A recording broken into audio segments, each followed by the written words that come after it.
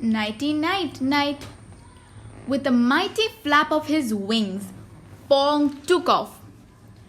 I dangled from his paws and tried not to lose my lunch. Stinky cheese sticks, we were high up. Did I mention I'm afraid of heights? Sharp claws and the sound of a garage truck makes when it backs up. But that's another story. Anyway, where was I? Oh yes, to keeping myself calm, I imagined the welcome the dragons had planned. Of course, there would be tons of food, a warm, comfortable bed, and maybe even a hot, steamy bubble bath. My favorite. Too bad that was all only in my imagination. A short while later, Pong set me down. Then he flung open a grey door and exclaimed, "Here's your room. Nighty night, night." The room was cold and dark and reminded me of a prison cell. Where was the comfy bed? Where are the welcoming cheese platter? Pong handed me an alarm clock, shaped like a dragon. "Tomorrow, wake up at 5 o'clock a.m. sharp. The dragon's welcome program begins at 5:01, he roared. I tried not to cry. I didn't want to offend the dragon, but I am not so a morning mouse. Plus, I was completely exhausted. With a tiny wave to Pong, I closed the door behind me. Oh well, at least I wouldn't have any troubles falling asleep. Once my head hit the pillow, I'd be out. I slumped over to the bed and sat down. And that was when I made a terrible discovery. The bed was made of stone. I patted the pillow. Ouch! The pillow was made of stone. The sheets were made of stone. The nightstand was made of stone. Even the flowers were made of stone. Still, what could I do? I was so tired. I curled up into a ball and cried myself to sleep. Soon I was snoring away. But just as I was starting to have a wonderful dream involving yours truly and a deliciously cheesy pizza pie, a voice shrieked, "Wake up!" An instant later, a powerful flame almost burned my tail into a crisp. It was the dragon alarm. Time to get up. As I headed for the door, I noticed a basket of fruit. I would have loved an omelette, but I was starving. I grabbed an apple and took a bite. Crack! Rats! I should have known. The apple was made of stone. I thought about calling a dentist. Had I chipped my tooth? But just then Pong arrived at my room. "You're late!" he shrieked, grabbing me by the ear. A moment later, we were flying an enormous stone basin that had clouds of steam coming out of it. Here we are, Knight. Our first stop in the Dragon Welcome Program, the thermal bath, he declared. "No!" I cried as he dropped me snout first into the steaming water below. I mean, don't get me wrong, I love a nice hot bubble bath. But this one was so hot, it was boiling. Unfortunately, Pom just ignored my cries for help. Instead, he left me there in his scalding hot water for half an hour. By the time he came back to get me, my fur was as red as a fully cooked lobster. Just then, without giving me time to protest, he threw me into a tub of freezing cold water. There was even blocks of ice floating around. Too cold, I chattered. But once again, Pong ignored me. Oh, what a nightmare! Eventually, after what seemed like 10 million years, Pong returned. When he took me out, my fur was frozen solid. I felt just like a giant frozen flounder.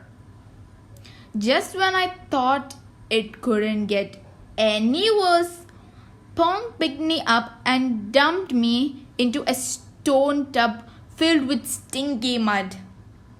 I was covered from head to toe. Then he threw me under a roaring waterfall. Yikes, that hurt.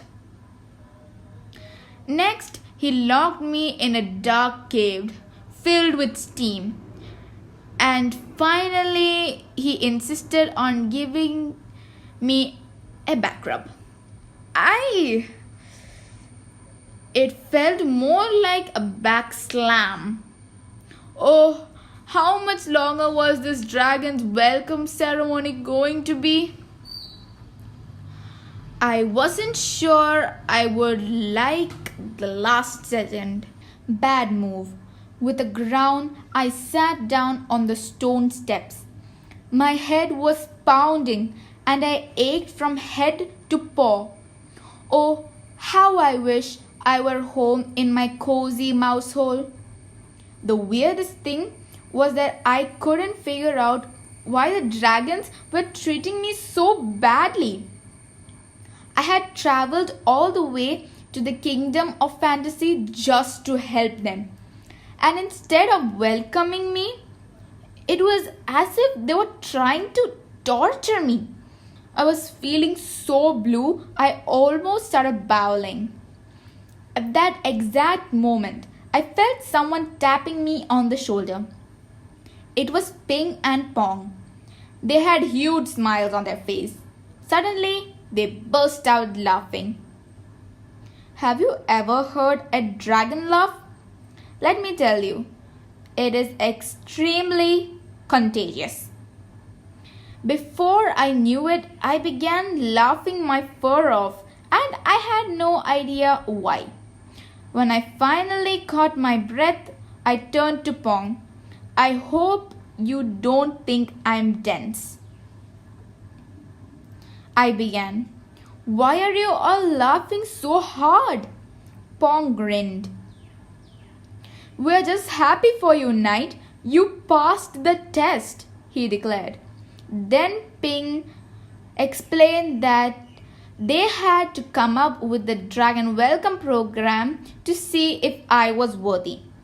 Since the dragon egg was stolen, we don't trust anyone. Pong added. We needed to know if you'd respect us and our customs, even if they were a little harsh. A little harsh, I thought. Didn't he mean torturous? As he was talking, I noticed Pong was looking at me with a strange expression. Just then he began to whisper excitedly in Ping's ear.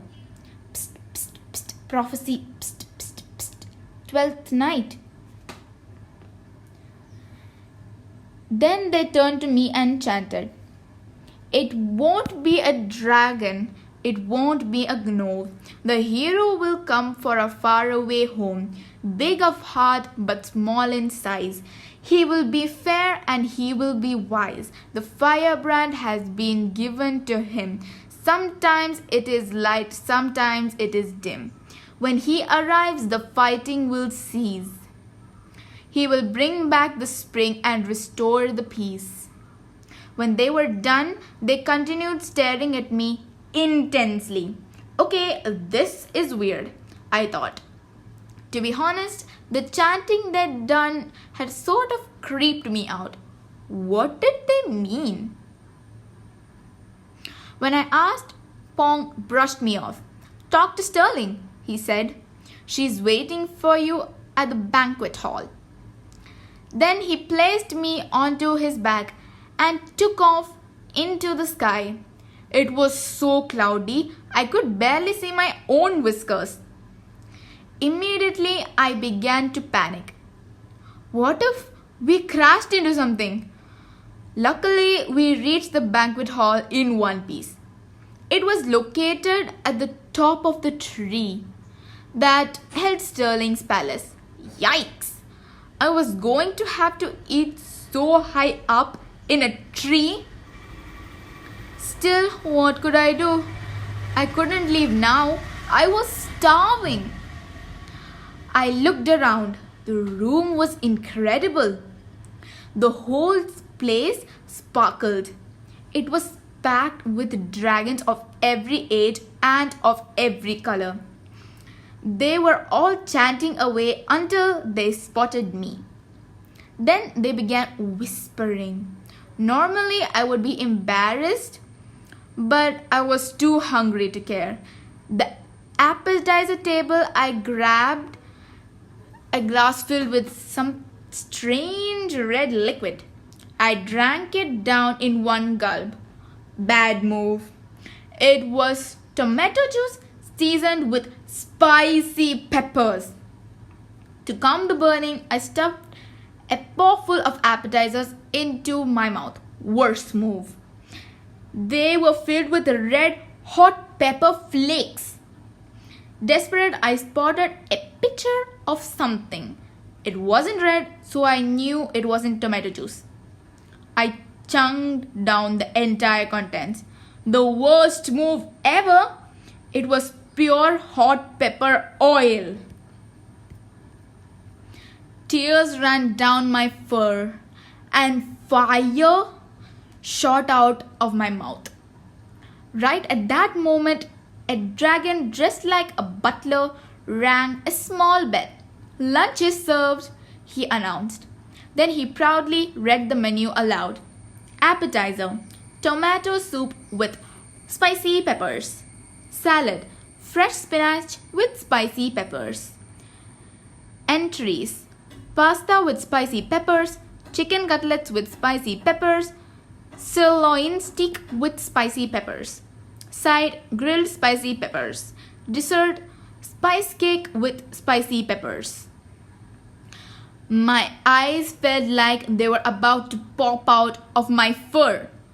If I ate one more spicy pepper, I would explode. "I'm sorry to bother you," I said to the butler, "but do you happen to have a glass of cold water?" He shot a look. "Water?" he roared. "What's wrong with my menu?" I didn't think it would be a good idea to tell a dragon that I didn't like spicy red peppers. What if he breathed fire on me? So I stayed silent. Luckily, Sterling arrived just in time and ordered me a bunch of delicious food fit for a mouse. Oh, how I love my cheese. The 12th night. After I was done stuffing my face, Sterling took me aside. She touched the firebrand on my paw. It lit up with blue light. "I knew it!" she exclaimed. "The firebrand has become the brand of light. You are the 12th night. You will find the lost egg and restore peace to our land." Restore peace? I couldn't even get my cousin Trap and my sister Thea to get along. But now Sterling had her own story to tell. It was the prophecy of the 12th night. In the kingdom of dragons, there is an ancient prophecy that tells the story of a hero who will come from a very faraway land. He will bring peace and save the kingdom from grave danger. He will be called the 12th night and will occupy the silver throne which has been reserved for him in the secret room of the Great Council. Only he will be able to occupy the throne because he will have a large and generous heart. but will also be humble and kind. On his hand, the 12th knight will bear the firebrand, which will become the brand of light when touched by the keeper of the dragon's secrets, he or she who governs the kingdom of silver dragons. This will be the sign that will reveal the 12th night. After she was done telling her story, Stirling stood up and said, "Let the great dragon council begin."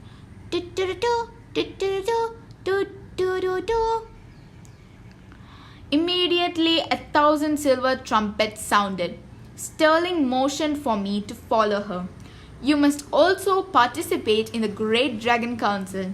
It is our custom to call it in order to every time there are serious problems in the 2 dragon kingdoms, and if someone has violated one of the laws in the ancient dragon code," she explained. The 2 dragon kingdoms. In the kingdom of fantasy, there are 2 dragon kingdoms. One is the kingdom of silver dragons, which is governed by Stirling. The other is the kingdom of fire dragons, which is governed by King Firebreath III. I hated to leave the banquet hall. There were still plates of piled cheddar slices I hadn't eaten. Rats! The dragons rushed along a long, dark corridor. Stirling turned to me and whispered, "We have to go through a secret passage to get to the secret meeting room. The members of the Great Council are the only ones who know about it." By now my heart was pounding. Everything was so mysterious. We entered the throne room and stood before the 3rd column. Then Stirling pulled a hidden handle on the column. The door opened up to reveal a long spiral staircase that went down, down, down, down, down. The Great Council of 12 Dragons. When at last I reached the secret room, I looked around for a place to sit. I noticed that the seat opposite Stirling was empty. On the backrest of the seat was an engraving written in Fantasian alphabet. Here it is. I was about to sit down when a dragon grabbed me roughly by the tail. "Can't you read, knight?" a cold voice snarled. I turned and saw it was King Firebreath III. He was so annoyed he scratched the table and broke a nail. "Now, look what you have done," he roared. It was then that I noticed that his wrist was in a bandage and he sounded a little stuffed up, like he had a cold. Firebreath III. Firebreath III, the king of the dragons of fire. He is famous for having quite a temper. Geronimo met him on his very first trip to the kingdom of fantasy. It was Firebreath who gave Geronimo the firebrand. Was that why he was so cranky? At that moment, I realized what the Fantasian sentence on the chair said. "Here sits the 12th night." Oops, I realized it was a reserved seat. But when I looked around to find another spot, I discovered every chair was taken. Right then Stirling stood up and glared at Firebreath. "How dare you speak to the knight in this way?" she scolded. "He is the 12th. Can't you tell?" Then I remembered the story that Stirling had told me earlier. She said I was the 12th knight. Firebreath stepped aside. "It's all yours," he said, pointing to the chair. "But His smile looked more like a sneer in the eyes, looked angry and dark. Ranted Rathis, there's nothing more frightening than a hot-tempered, fire-breathing dragon. Hoo! I was trying not to think about fire breath when Sterling clapped her hand to get everyone's attention. Friends, I would like to introduce you to our long-awaited, brave and kind 12th Knight. She said. Feeling shy, I waved my paw at everyone. The dragons roared their welcome, all of them except Fire Breath. Roar! Then they braided their tails together, all of them except Fire Breath. Finally, they put their paws together, all of them except Fire Breath. Sterling continued talking in a serious voice. Dear courageous knight, and trusted silver and fire dragons, I am afraid I must tell you some terrible news. The last dragon egg has been stolen, she announced. The room erupted in loud gasps. The dragons were in shock. The egg, the very last one? Said one dragon. But who had stolen it? Said another. Who?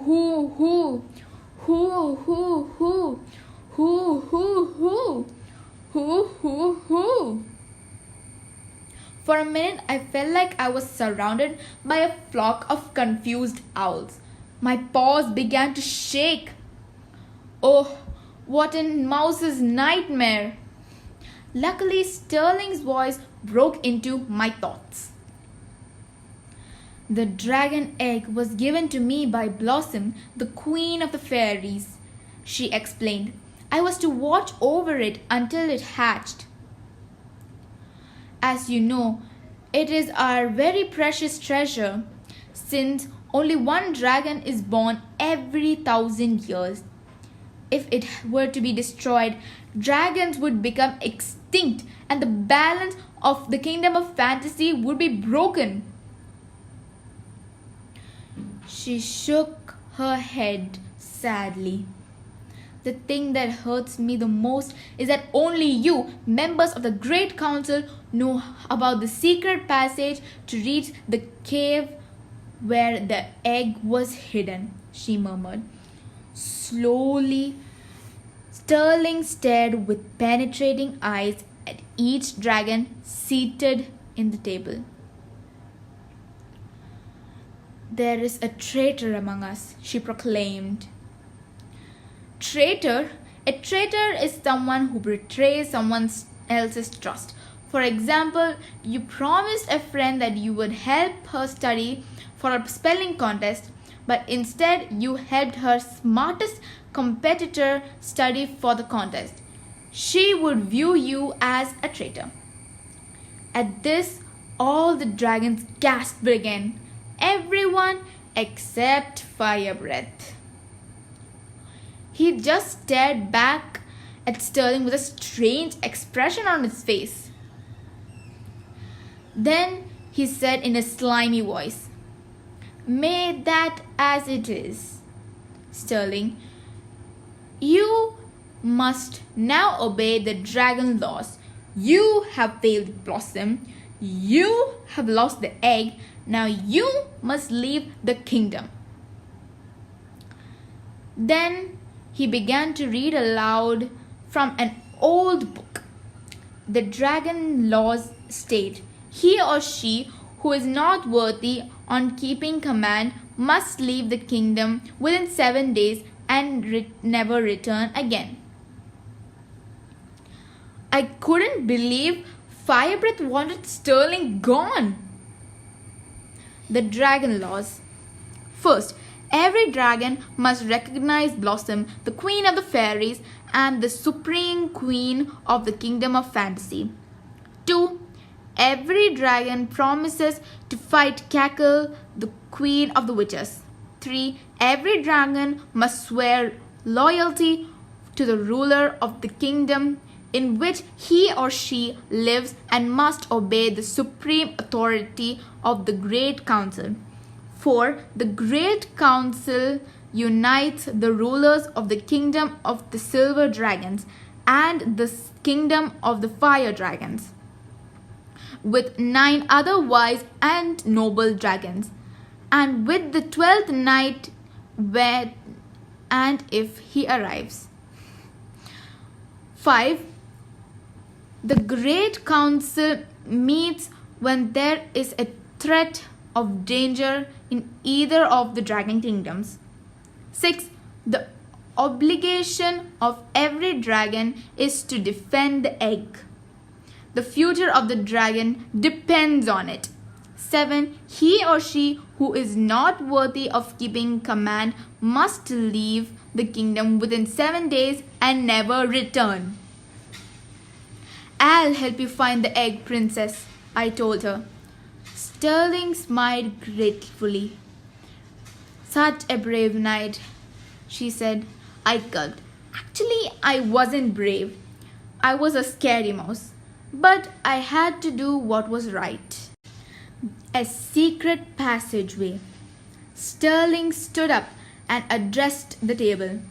I will respect the dragon laws. If within 1 week I cannot find the lost egg and prove I am a worthy leader, I will leave the kingdom forever. That is all. The Great Council is adjourned. I was about to leave when Sterling whispered for me to follow her. She led me to her private living room, which had a table full of food. Whisker-licking good cheesecake, cheddar Danish, and hunks of fresh Swiss. I tried not to stuff my snout, but everything was so delicious I couldn't stop myself. I ate and ate and ate. When I finally looked up from my plate, I saw Sterling staring at me. I tried to thank her for the food, but I accidentally let out a burp instead. Oh, how embarrassing! After I excused myself, Sterling said, Knight, you are a true friend. I just know you will be able to find the lost egg. But first, I must tell you where it was before it was stolen. There is a secret passageway leading to a secret underground room. Through the secret underground room is the secret cave where the dragon egg was hidden. I shivered. I didn't know if I could handle all these secrets. But I didn't want to tell Sterling, so I kept it a secret. Yup, another secret. Sterling led me back to the Great Council room. She pressed a secret button. Yup, another secret on the arm of her chair. And immediately the table in the middle of the room began to sink. We quickly jumped on top of it. And before you could say squeak, we arrived in a mysterious underground room. Pong was waiting for us. Pong will lead you to the secret cave. Good luck, Sterling said before she left. It was so dark. I was scared out of my fur. But then things got even scarier. To keep the cave's location a secret, first Pong blindfolded me. Second, he spun me around 1,000 times. Third, finally, he made me cover my ears.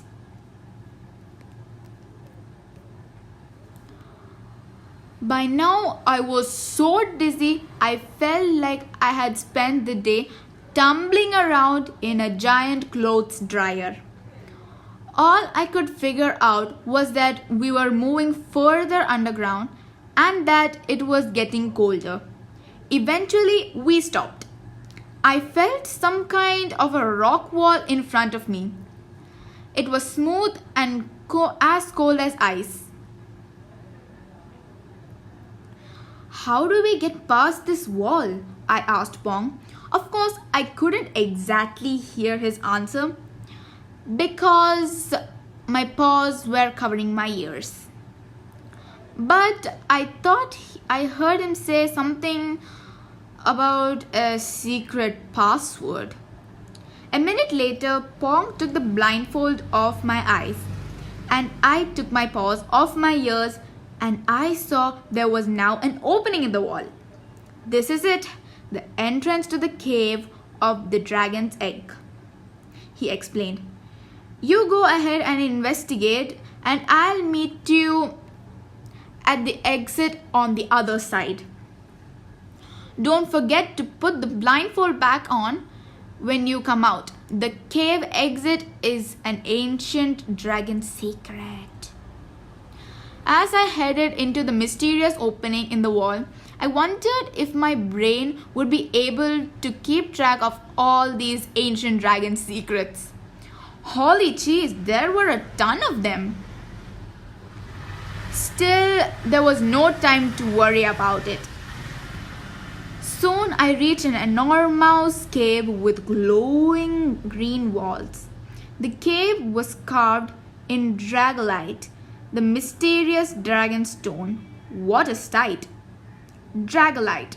Dragolite is an extremely rare stone with incredible properties. It can be found only in the dragon kingdoms. It keeps the temperature consistent, which is why caves of dragolite are the most suited for holding dragon eggs. Dragon doctors also use it to cure a hoarse throat, treat a cold or cough, and calm a nervous dragon.